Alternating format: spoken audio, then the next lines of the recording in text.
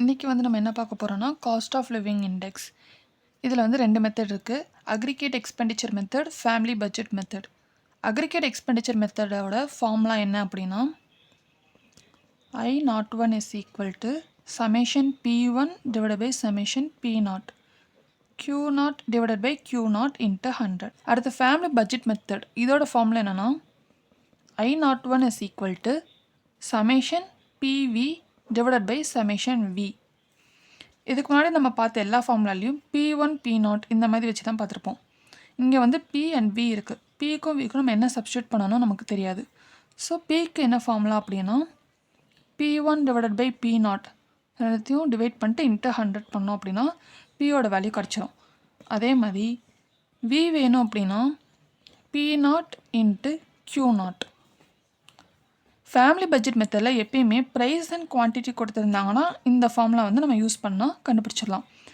இதில் இன்னொன்று கேட்பாங்க, வெயிட் கொடுத்து நம்ம வந்து ஃபேமிலி பட்ஜெட் மெத்தட் வந்து போடுங்க அந்த மாதிரி சொல்லியிருந்தாங்கன்னா அதுக்கு summation PW divided by summation W. இது வந்து கொஸ்டினில் வெயிட்டுன்னு கொடுத்து வெயிட்டுக்கு ஒரு காலம் கொடுத்து கேட்டிருந்தாங்க, ஃபேமிலி பட்ஜெட் கேட்டிருந்தாங்க அப்படின்னா இந்த formula summation PW divided by summation W.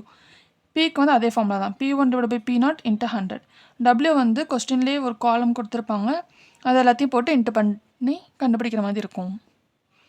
So இதுதான் வந்து காஸ்ட் ஆஃப் லிவிங் இண்டெக்ஸோட ஃபார்முலாஸ். இப்போ வந்து காஸ்ட் ஆஃப் லிவிங் இண்டெக்ஸ்க்கு ஒரு ப்ராப்ளம் பார்ப்போம். இங்கே வந்து வெயிட்டு ப்ரைஸ் இன் Q1 ப்ரைஸ் இன் Q2 அப்படின்னு சொல்லிட்டு கொடுத்துருக்காங்க. Q1ல் ஒரு ப்ரைஸு, Q2வில் ஒரு ப்ரைஸு, வெயிட்டுன்னு சொல்லிட்டு தனியாக ஒரு ரோ கொடுத்துருக்காங்க பர்சன்டேஜில்.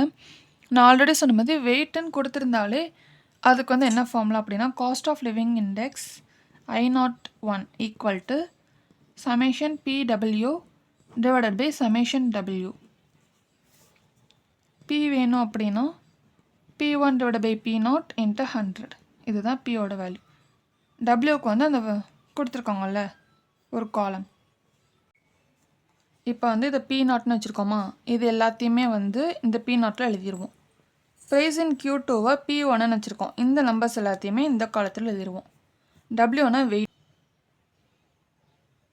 ஃபஸ்ட் அதை எழுதிடுவோம். P0ல் வந்து என்னென்ன வரும், இந்த ரோ 1500 300 450 70 500. அடுத்து P1ல் இந்த ரோவை அப்படி எழுதணும், 1650 325 500 90 550. அடுத்து Wவில் இந்த பர்சன்டேஜ் 35 15 20 10 20. P கண்டுபிடிக்கணும்னா P1 டிவைட் பை P0 இதையும் டிவைட் பண்ணிட்டு இன்ட்டு 100 பண்ணோம்னா இந்த வேல்யூ கிடச்சிரும். ஸோ 1650 divided by 1500 into 100 பண்ணோன்னா 110. அதே மாதிரி 325 divided by 300 into 100 பண்ணோன்னா 108.3.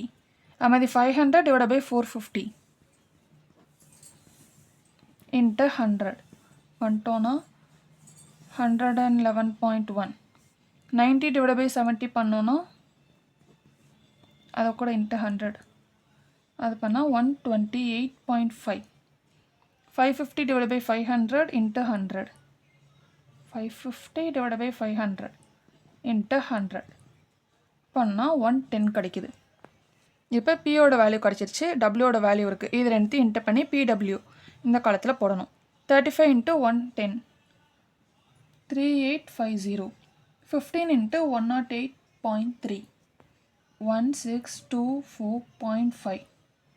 20 into 111.1 222.2. 10 into 128.5 1285.7. 20 into 110 2200. இப்போ இந்த PWக்கு நமக்கு வந்து சமேஷன் தேவை.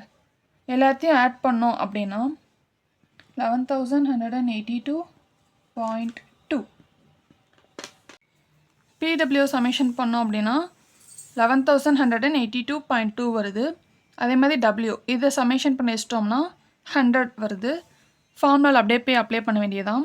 PWவோட வேல்யூ 11,182.2 டிவைடட் பை சமேஷன் Wவோட வேல்யூ 100 ஈக்குவல் டு இதை எடுத்து டிவைட் பண்ணோம் அப்படின்னா 111.822